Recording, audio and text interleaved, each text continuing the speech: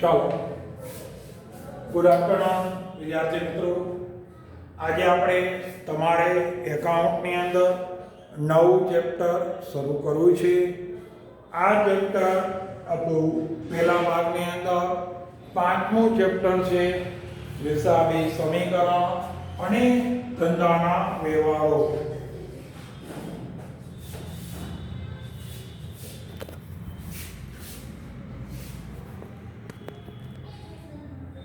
તો આ ચેપ્ટર આપણે શરૂ કરીએ છીએ, હિસાબી સમીકરણ અને ધંધાના વ્યવહારો. તો પહેલા તો મિત્રો હિસાબી સમીકરણ એને સમજવા માટે કોઈ પણ ધંધાકીય એકમ છે, ધંધાકીય એકમ છે એ એકમ શરૂ કરવા પાછળનો ઉદ્દેશ શું હોય? તમે ધંધાકીય એકમ શું કામ તૈયાર કરો? તો ધંધાનો ઉદ્દેશ હોય નફો પ્રાપ્ત કરવાનો. કોઈ પણ ધંધાકીય એકમ છે એ ધંધાકીય એકમ નફો મેળવવાના ઉદ્દેશથી કામ કરે. કોઈ એકમને નુકસાન મેળવવાનો, નુકસાન કરવાનો એનો ક્યારેય ઉદ્દેશ ન હોય. તો નફો મેળવવાના ઉદ્દેશથી એકમ કામ કરે. તો તમે જ્યારે એકમ શરૂ કરો છો, ત્યારે તમારા એકમ શરૂ કર્યું, આ એકમમાંથી તમને નફો થાય છે કે નુકસાન એ જાણવા માટે તમારે, જેને આપણે ધંધાનું પરિણામ કહેવાય, તો ધંધાનું પરિણામ જાણવા માટે બે ખાતા બનાવવા પડે. એક વેપાર ખાતું, એક નફા નુકસાન ખાતું. વેપાર ખાતું બનાવો તો એના પરથી તમને તમારા ધંધાનું પરિણામ એટલે કે કાચો નફો અથવા કાચી ખોટ મળે. જ્યારે નફા નુકસાન ખાતું બનાવો તો એના પરથી તમને તમારા ધંધાની અંદર ચોખ્ખો નફો અથવા ચોખ્ખી ખોટ મળે. તો આજે તમે વેપાર ખાતું અને નફા નુકસાન ખાતું બનાવ્યું તો એના પરથી તમને તમારા ધંધાનું પરિણામ જાણી શકાય કે વર્ષના છેલ્લા દિવસે આપણા ધંધાની અંદર પરિણામ શું હોય? ધંધામાં નફો થયો કે ધંધામાં નુકસાન થયું? આ નફો કે નુકસાન જાણવા માટે તમારે અહીંયા વેપાર ખાતું અને નફા નુકસાન ખાતું બનાવવામાં આવે. હવે એમનો પોઈન્ટ છે કે ધંધાની આર્થિક પરિસ્થિતિ જાણવી. તમારા ધંધાની અંદર સામાન્ય રીતે વર્ષના છેલ્લા દિવસે આર્થિક પરિસ્થિતિ કેવી છે? ધંધાની આર્થિક પરિસ્થિતિ કેવી? ધંધામાં નફો થાય છે કે નુકસાન? એને ધંધાનું પરિણામ કહેવાય. પણ ધંધાની અંદર તમારી મિલકતો, જમીન, મકાન, યંત્રો, સાધનો, ફર્નિચર, સામે તમારી જવાબદારીઓ, લેણદારો, દેવી ઊંડી, ચૂકવવાના બાકી ખર્ચાઓ, બેંક ઓવરડ્રાફ્ટ, લોન વગેરે. તો તમારા મિલકત સામે જવાબદારી કેવી? મિલકત અને જવાબદારીનું પ્રમાણ કેવું છે? તો આ મિલકત અને જવાબદારીનું પ્રમાણ છે ને, એ નક્કી કરવા માટે તમારે ખાસ ધ્યાન આપવાનું, એને આર્થિક પરિસ્થિતિ કહેવાય. એ પરિસ્થિતિ જાણવા માટે પાકું સરવૈયું નામનું એક પત્રક છે એ બનાવવામાં આવે. તમે આ પાકા સરવૈયાનું પત્રક બનાવો તો એના પરથી તમે જાણી શકો કે તમારા ધંધાની અંદર તમારી આર્થિક પરિસ્થિતિ કેવી છે. તમારા ધંધાની વર્ષના છેલ્લા દિવસે આર્થિક પરિસ્થિતિ જાણી શકાય. તો આ આર્થિક પરિસ્થિતિ જાણવા માટે પાકું સર્વે બનાવાય. આજે હું બોલું છું એ બધું જ તમારે આપણે ભાગ બીજો, વાર્ષિક હિસાબો, આ વાર્ષિક હિસાબોને બીજું નામ છે નાણાકીય પત્રકો. નાણાકીય પત્રકો જેની અંદર તમારે આવવાનું છે. અત્યારે આપણે આ ચેપ્ટરમાં ખાલી તમારે એનો અર્થ જ સમજવાનો છે. આમાં એના દાખલાઓ આવશે. તો ધંધાનું પરિણામ અને ધંધાની આર્થિક પરિસ્થિતિ જાણવા માટે, ધંધાનું પરિણામ અને ધંધાની આર્થિક પરિસ્થિતિ જાણવા માટે જે ખાતાઓ અને પત્રકો બનાવવામાં આવે એને વાર્ષિક હિસાબ કહેવાય. હવે આપણે ધંધાની આર્થિક પરિસ્થિતિ હોય એ 3 પ્રકારની હોય. કા ધંધાની પરિસ્થિતિ સદ્ધર હોય, કા સાધારણ હોય, કા નબળી હોય. કા ધંધાની પરિસ્થિતિ કેવી હોય? સદ્ધર, સ્ટ્રોંગ, અંબુજા સિમેન્ટ જેવી. કા સાધારણ, ઠીક ઠીક, બહુ હાઈફાઈ નહીં. અને કા નબળી, એકદમ તમારા ધંધામાં જવાબદારીઓ, કરજ, ઉછીના પૈસા એનું પ્રમાણ વધી જાય તો આપણી આર્થિક પરિસ્થિતિ નબળી કહેવાય. આપણે કેમ કોઈ માણસની આર્થિક પરિસ્થિતિ હોય કે માણસની પરિસ્થિતિ કા સારી હોય, કા ઠીક ઠીક હોય, કા નબળી હોય. તો ધંધાની આર્થિક પરિસ્થિતિ 3. સદ્ધર પરિસ્થિતિમાં શું હોય? સદ્ધર પરિસ્થિતિ હોય મિલકત વધુ, જવાબદારી ઓછી.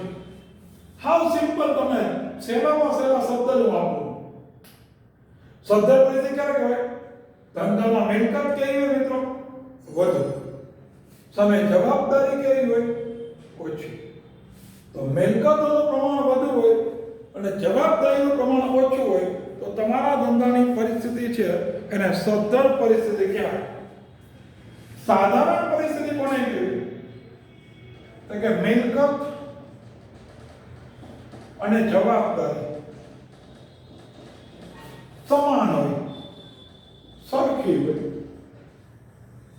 જો ધંધામાં મિલકત અને તમારી જવાબદારી સમાન હોય, જેટલી મિલકત હોય એમ એટલી જવાબદારી હોય, મિલકત અને જવાબદારી બે સમાન હોય તો એ સાધારણ પરિસ્થિતિ કહેવાય. નબળી પરિસ્થિતિ કોને કહેવાય?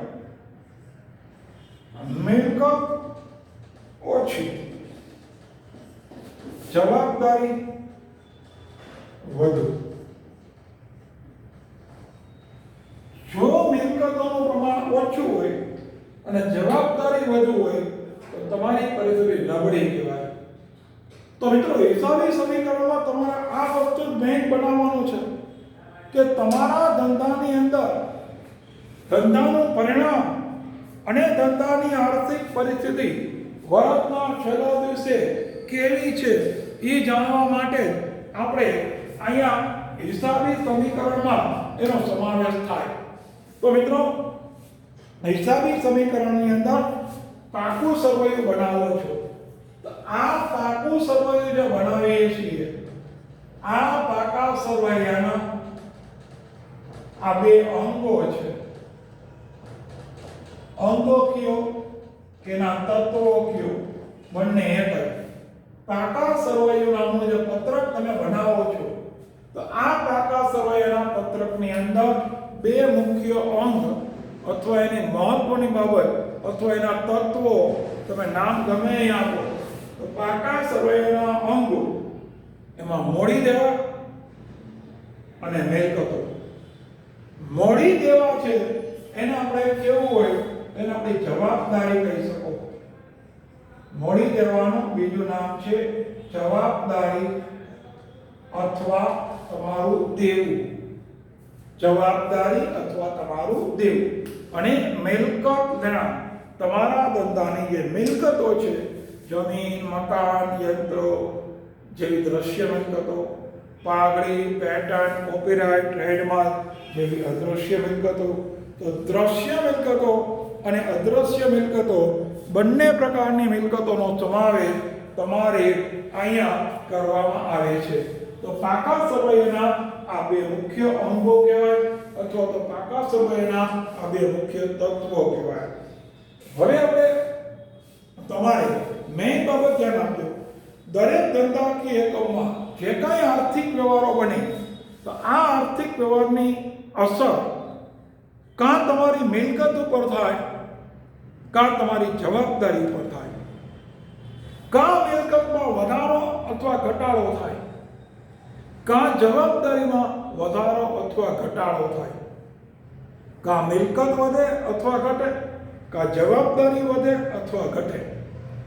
તો આ વસ્તુને સમજવા માટે આજે આપણે બરાબર ધ્યાન આપજો કે આ બંને બાબતો મહત્વની છે. બીજો પોઈન્ટ, મોડી દેવા અને મિલકત આ બંને બાજુનો સરવાળો, આ બંને બાજુનો સરવાળો સમાન જ આવે, સરખો જ આવે.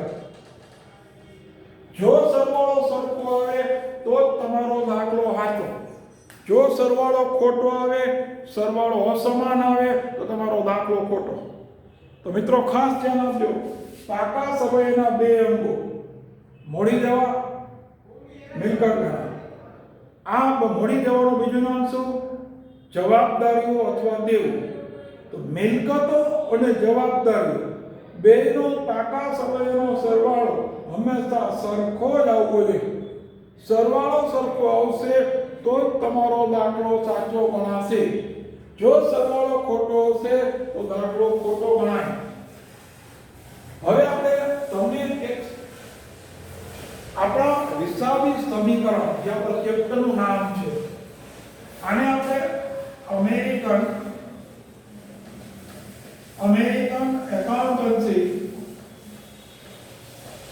એકાઉન્ટન્ટ સંસ્થા આપણી, એ લોકોએ આપણને આ એક સમીકરણ આપ્યું છે, A = C + R. આ સમીકરણને આપણે કહેવાય છે હિસાબી સમીકરણ, જે આપણો ચેપ્ટર છે.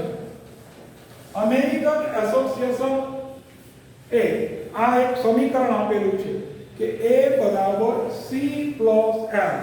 A = C + L, જેનો અર્થ એવો થાય છે કે એ એટલે કે ગુજરાતીમાં મેં ઉપર લખ્યું છે, એ એટલે તમારી મિલકતો, એનું અંગ્રેજીમાં નામ છે એસ્ટેટ. એ એટલે આપણી મિલકતો, જેનું અંગ્રેજી નામ એસ્ટેટ. C નું આપણે કહેવાય છે કેપિટલ. C ફોર કેપિટલ અંગ્રેજીમાં, અને L ફોર liabilities.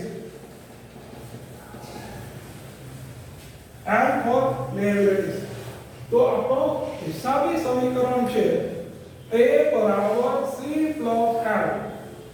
A એટલે કે તમારી મિલકતો, જેનું અંગ્રેજી નામ છે estate. C for capital, capital એટલે કે ગુજરાતીમાં એને મોડી શબ્દ કહેવાય, અને L ફોર liabilities. liabilities એટલે કે તમારી જવાબદારી. તો મિત્રો આ હિસાબી સમીકરણ છે એ સમજવાનું. 2 માર્કના પ્રશ્નમાં અથવા ની ટૂંકનોટના સ્વરૂપમાં પણ તમને આ પૂછાય. તો A = C + L એટલે શું? હવે એને આપણે સમજીએ. હવે જો આ સમીકરણને આપણે સમજવું હોય તો એને સમજવા માટે તમને એમ કહું કે આપણે કોઈ પણ વ્યક્તિને પોતાના ધંધામાં મિલકત ખરીદવી છે. તમારે મિલકત ખરીદવી છે તો તમારે પૈસાની જરૂર પડે. તમે મિલકત કેવી રીતે ખરીદી શકો? તો મિલકત ખરીદવા માટે તમારી પાસે પૈસા હોવા જોઈએ, નાણાં હોવા જોઈએ. તમારી પાસે મિલકત ખરીદવા માટે તમારે નાણાંની જરૂર પડે. પૈસા વગર તમે કોઈ મિલકત લઈ શકો નહીં. હવે તમારા આ પૈસાની જરૂરિયાત, નાણાંની જરૂરિયાત કઈ રીતે પૂરી થાય? તો કે એક ધંધાનો માલિક પોતે નાણાં લાવે.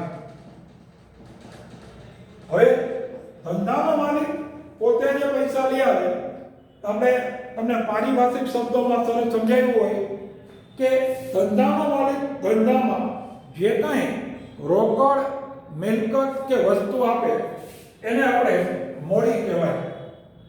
મોડી એટલે કે કેપિટલ. મોડી શબ્દનો અંગ્રેજી નામ કેપિટલ. તો ધંધાનો માલિક પોતે પૈસા લઈ આવે.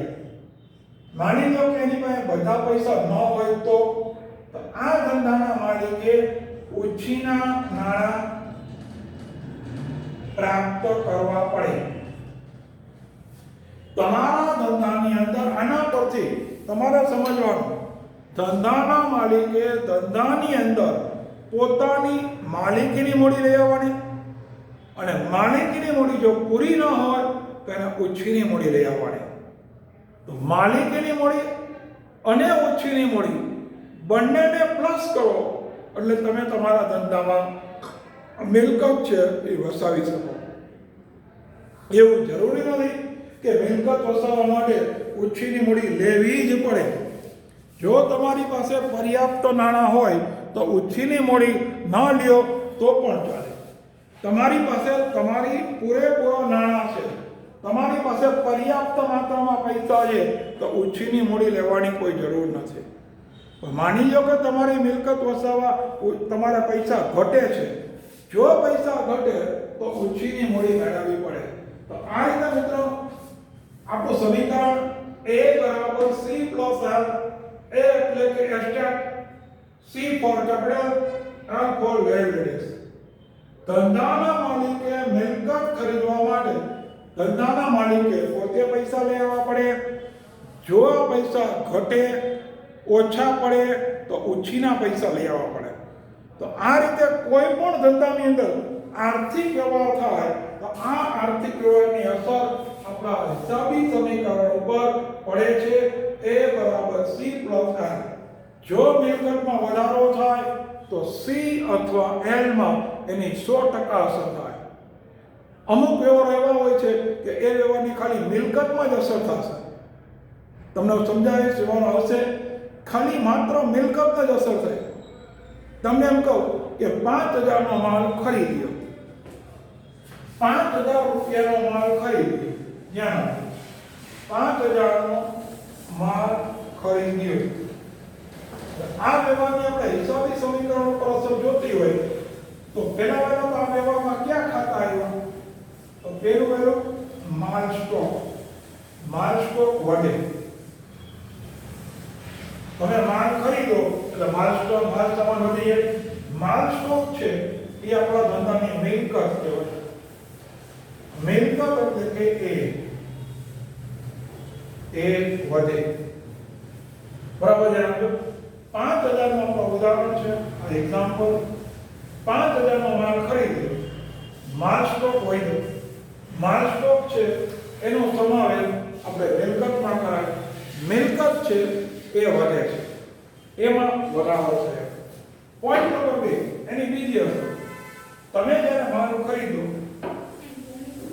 ખરીદો ત્યારે ધંધામાં રોકડ જાય. રોકડ જાય, રોકડી પણ આપણી મિલકત ઘટે. મિલકત એટલે કે ઘટે. એક મિલકતમાં વધારો થયો, તમે બીજી મિલકતમાં ઘટાડો થયો. તો આ રીતે મિત્રો આપણો હિસાબી સમીકરણ છે. અહીંયા બરાબર રીતે સમજવાનો. અને આ સાથે આપણે વિડીયો પૂરો કરીએ છીએ.